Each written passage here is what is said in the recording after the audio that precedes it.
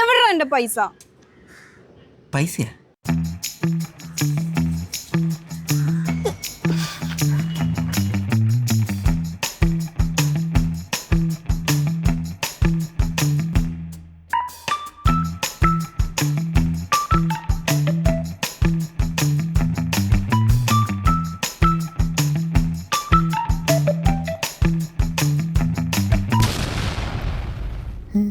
അമ്മയ്ക്ക് സുഖമില്ലാന്ന് പറഞ്ഞ് എന്റെ 500 രൂപ മേടിച്ചിട്ട് ഒരാഴ്ചയായി. അത് പിന്നെ നീനു, അമ്മ ഇതുവരെ ഡിസ്ചാർജ് ആയിട്ടില്ല. നിന്റെ അമ്മേനെ ഇന്നലെ ഞാൻ മാർക്കറ്റിൽ വെച്ച് കണ്ടു. അമ്മയ്ക്ക് ഒരു പനിയില്ല, ഒരു കോപ്പുമില്ല. തള്ള ചതിച്ച്. എനിക്ക് ഇപ്പൊ എന്റെ കാശ് വേണം. എടുക്കണ പട്ടി.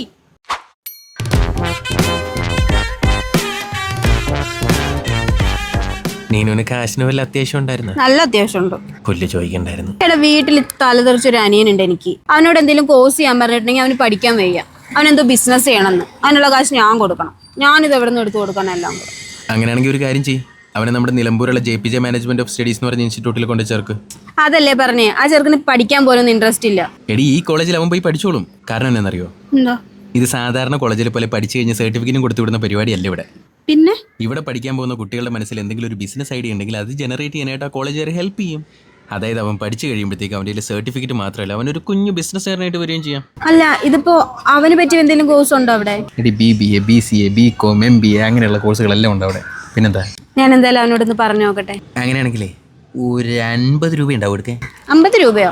എന്തിനാ? ഒരു കാര്യമുണ്ട് പറയാം. ഇനി പറ, എന്തിനാ?